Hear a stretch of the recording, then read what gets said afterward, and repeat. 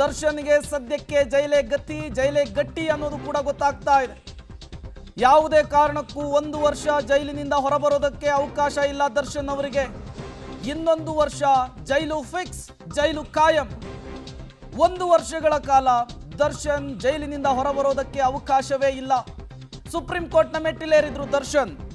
ಜೈಲಿನ ಅವ್ಯವಸ್ಥೆ, ತನಿಖೆಯ ವಿಳಂಬವನ್ನ ಇಟ್ಟುಕೊಂಡು ಬೇಲ್ಗಾಗಿ ಅರ್ಜಿ ಹಾಕೊಂಡಿದ್ರು ದರ್ಶನ್. ಆದರೆ ದರ್ಶನ್ ಅವರ ಜಾಮೀನು ಅರ್ಜಿಯನ್ನ ರಿಜೆಕ್ಟ್ ಮಾಡಿದೆ ಸುಪ್ರೀಂ ಕೋರ್ಟ್. ಡೀಟೇಲ್ಸ್ ಅನ್ನು ಕೊಡೋದಕ್ಕೆ ಶಬೀರ್ ನೇರ ಸಂಪರ್ಕದಲ್ಲಿ ಜಾಯಿನ್ ಆಗಿದ್ದಾರೆ. ಶಬೀರ್, ಬೇಲ್ ಅರ್ಜಿ ವಿಚಾರಣೆಯ ಸಂದರ್ಭದಲ್ಲಿ ಏನೇನಾಯ್ತು, ವಾದ ಪ್ರತಿವಾದ ಹೇಗಿತ್ತು ಅಂತ ಹೇಳಿ?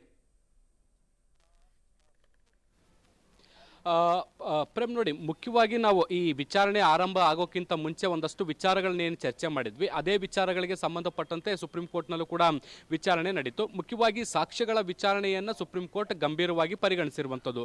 ನೋಡಿ, ಈ ಹಿಂದೆ ಜಾಮೀನು ರದ್ದು ಮಾಡಬೇಕಾದಂಥ ಸಂದರ್ಭದಲ್ಲೂ ಕೂಡ ಸುಪ್ರೀಂ ಕೋರ್ಟ್ ಸಾಕ್ಷ್ಯಗಳ ಮೇಲೆ ಪರಿಣಾಮ ಬೀರಬಹುದಾದಂತಹ ಸಾಧ್ಯತೆ ಇದೆ ಅನ್ನುವಂಥ ಕಾರಣಕ್ಕೆ ಈ ಒಂದು ಜಾಮೀನನ್ನು ರದ್ದು ಮಾಡುವಂಥ ಕೆಲಸವನ್ನು ಮಾಡಿತ್ತು. ಈಗಲೂ ಕೂಡ ಜಾಮೀನು ಬೇಕು ಅಂತ ದರ್ಶನ್ ಅರ್ಜಿಯನ್ನು ಹಾಕಿದಂಥ ಸಂದರ್ಭದಲ್ಲಿ ಸಾಕ್ಷ್ಯಗಳ ವಿಚಾರಣೆಗೆ ಸಂಬಂಧಪಟ್ಟಂತ ಒಂದಷ್ಟು ಮಾಹಿತಿಯನ್ನು ಪಡೆಯುವಂತ ಕೆಲಸವನ್ನ ಮಾಡಿತು. ಈವರೆಗೂ ಕೇವಲ 10 ಸಾಕ್ಷಿಗಳ ವಿಚಾರಣೆಯಾಗಿದೆ. ಇನ್ನು 60 ಸಾಕ್ಷಿಗಳು ಆದ್ಯತೆಯ ಮೇರೆಗೆ ವಿಚಾರಣೆ ಆಗಬೇಕಾಗಿದೆ. ಒಟ್ಟು 270 ಸಾಕ್ಷಿಗಳನ್ನ ಈ ಒಂದು ಚಾರ್ಜ್ ಶೀಟ್ ನಲ್ಲಿ ಉಲ್ಲೇಖ ಮಾಡಿರುವಂತದ್ದು. ಈ ಎಲ್ಲ ಸಾಕ್ಷಿಗಳ ವಿಚಾರಣೆಯೂ ಕೂಡ ಆಗಬೇಕಾಗಿರುವಂತದ್ದು. ಅದರಲ್ಲೂ ಕೂಡ ಮುಖ್ಯವಾಗಿ 60 ಸಾಕ್ಷಿಗಳ ವಿಚಾರಣೆ ಅಂತೂ ಕಡ್ಡಾಯವಾಗಿ ಆಗಲೇಬೇಕಾಗಿರುವಂತದ್ದು. ಇದಕ್ಕೆ ಸಮಯ ಹಿಡಿಯುತ್ತೆ ಅನ್ನುವಂಥದ್ದು ಒಂದು.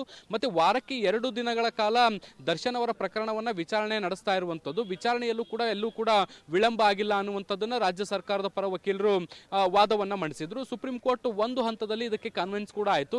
ಪ್ರತಿ ವಾರವೂ ಕೂಡ 2 ದಿನಗಳ ಕಾಲ ವಿಚಾರಣೆ ನಡೀತಾ ಇದೆ. ಸ್ವಲ್ಪ ನಿಧಾನ ಆಗಿದ್ರೂ ಕೂಡ ಇದನ್ನು ಮತ್ತಷ್ಟು ವೇಗಗೊಳಿಸುವಂತ ಪ್ರಯತ್ನಗಳನ್ನು ಕೂಡ ನಾವು ಮಾಡಬಹುದು. ಆ ನಿಟ್ಟಿನಲ್ಲಿ ಪ್ರತಿನಿತ್ಯವೂ ಕೂಡ ವಿಚಾರಣೆಯನ್ನು ನಡೆಸಿ ಅನ್ನುವಂತಹ ಒಂದು ಸಲಹೆಯನ್ನು ಸುಪ್ರೀಂ ಕೋರ್ಟ್ ಕೊಟ್ಟಿರುವಂಥದ್ದು. ಮುಖ್ಯವಾಗಿ ಒಂದು ಟೈಮ್ ಬಾಂಡ್ ಅನ್ನು ಕೂಡ ಇಲ್ಲಿ ಫಿಕ್ಸ್ ಮಾಡಿರುವಂಥದ್ದು. ನಾವು ವಿಚಾರಣೆಗೆ ಮುಂಚೆಯೂ ಕೂಡ ಇದನ್ನೇ ಮಾತಾಡ್ತಾ ಇದ್ವಿ ಪ್ರೇಮ್. ಒಂದು ಟೈಮ್ ಬಾಂಡ್ ಅನ್ನ ಕೆಳ ಹಂತದ ನ್ಯಾಯಾಲಯಕ್ಕೆ ಸುಪ್ರೀಂ ಕೋರ್ಟ್ ಫಿಕ್ಸ್ ಮಾಡಬಹುದು ಈ ಹಂತದಲ್ಲಿ ಅನ್ನುವಂಥ ನಿಟ್ಟಿನಲ್ಲಿ. ಅದೇ ರೀತಿ ಈಗ ಸುಪ್ರೀಂ ಕೋರ್ಟ್ ಕೂಡ 1 ವರ್ಷದ ಕಾಲಾವಕಾಶವನ್ನ ಈಗ ಕೆಳ ಹಂತದ ನ್ಯಾಯಾಲಯಕ್ಕೆ ಕೊಟ್ಟಿರುವಂಥದ್ದು. ಈ 1 ವರ್ಷದಲ್ಲಿ ಎಲ್ಲಾ ಸಾಕ್ಷಿಗಳ ವಿಚಾರಣೆಯನ್ನ ನಡೆಸಬೇಕು. ಅದಾದ ಬಳಿಕ ಒಂದ್ ವೇಳೆ ಅದು ನಿಧಾನ ಆದ್ರೆ ಆಗ ದರ್ಶನ್ ಮತ್ತೆ ಜಾಮೀನು ಕೋರಿ ಅರ್ಜಿಯನ್ನ ಸಲ್ಲಿಸಬಹುದು. 1 ವರ್ಷದಲ್ಲಿ ವಿಚಾರಣೆಯನ್ನ ಕಂಪ್ಲೀಟ್ ಮಾಡಿ ಅನ್ನುವಂಥ ನಿಟ್ಟಿನಲ್ಲಿ ಈಗ ಸುಪ್ರೀಂ ಕೋರ್ಟ್ ನಿರ್ದೇಶನವನ್ನ ಕೊಟ್ಟಿರುವಂಥದ್ದು. ಸೊ ಅಲ್ಲಿಗೆ ಬಹಳ ಸ್ಪಷ್ಟವಾಗಿ ತಿಳ್ಕೋಬೇಕಾಗಿರುವಂತಹ ಸಂಗತಿ ಏನು ಅಂದ್ರೆ, ಮುಂದಿನ 1 ವರ್ಷದ ಕಾಲ ನಟ ದರ್ಶನ್ ಮತ್ತೆ ಇತರೆ ಆರೋಪಿಗಳಿದ್ರೆ ಅವ್ರು ಯಾರಿಗೂ ಕೂಡ ಜಾಮೀನು ಸಿಗುವಂತ ಲಕ್ಷಣಗಳು ಕಾಣಿಸ್ತಾ ಇಲ್ಲ. ಈ ಪ್ರಕರಣದಲ್ಲಿ ಪರ್ಟಿಕ್ಯುಲರ್ ಆಗಿ ದರ್ಶನ್ ಅವರು ಜಾಮೀನು ಅರ್ಜಿ ಸಲ್ಲಿಸಿದಂತ ಹಿನ್ನೆಲೆಯಲ್ಲಿ ಕೋರ್ಟ್ ನೇರವಾಗಿ ಹೇಳಿರುವಂತದ್ದು, ಈ ವಿಚಾರಣೆ ಮುಗಿಯುವವರೆಗೂ ಕೂಡ ನಿಮಗೆ ಜಾಮೀನು ಕೊಡ್ಲಿಕ್ಕೆ ಸಾಧ್ಯ ಇಲ್ಲ. 1 ವರ್ಷದ ಒಳಗಡೆ ಈ ವಿಚಾರಣೆ ಮುಗಿಲಿ, ವಿಚಾರಣೆ ಮುಗಿದಾದ ಬಳಿಕ ಜಾಮೀನು ನೀಡೋ ಬಗ್ಗೆ ಪರಿಶೀಲಿಸೋಣ ಅನ್ನುವಂತಹ ನಿಟ್ಟಿನಲ್ಲಿ ಹೇಳಿಕೆಯನ್ನು ಕೊಟ್ಟಿರುವಂತದ್ದು. ಸೊ ಹಾಗಾಗಿ ನಟ ದರ್ಶನ್ಗೆ ಇನ್ನೊಂದು ವರ್ಷ ಜೈಲೇ ಕಾಯಂ ಅನ್ನುವಂಥದ್ದು ಇಲ್ಲಿ ಸ್ಪಷ್ಟವಾಗ್ತಾ ಇರುವಂತದ್ದು. ಪ್ರೇಮ್, ಓಕೆ ಶಬೀರ್, ಹಾಗೆ ಸಂಪರ್ಕದಲ್ಲಿ ಮತ್ತಷ್ಟು ಡೀಟೇಲ್ಸ್ ನಿಮ್ಮಿಂದ ಪಡಿತಾ ಹೋಗ್ತೀವಿ.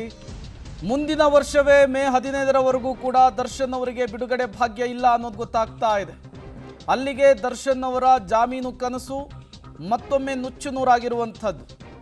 ಜಾಮೀನು ಸಿಗುತ್ತೆ, ಹೊರಗೆ ಬರ್ತೀನಿ ಅಂತೇಳಿ ದರ್ಶನ್ ನಿರೀಕ್ಷೆಯಲ್ಲಿದ್ದರು. ಅದೆಲ್ಲವೂ ಕೂಡ ಹುಸಿಯಾಗಿದೆ. ಮತ್ತೊಮ್ಮೆ ಸುಪ್ರೀಂ ಕೋರ್ಟ್ ದರ್ಶನ್ ಅವರ ಆಸೆಗೆ ಬ್ರೇಕ್ ಹಾಕುವಂತಹ ಕೆಲಸವನ್ನು ಮಾಡಿದೆ. ಇನ್ನೊಂದು ವರ್ಷ ದರ್ಶನ್ ಅವರಿಗೆ ಜೈಲೇ ಗಟ್ಟಿಯಾಗಿರುವಂಥದ್ದು.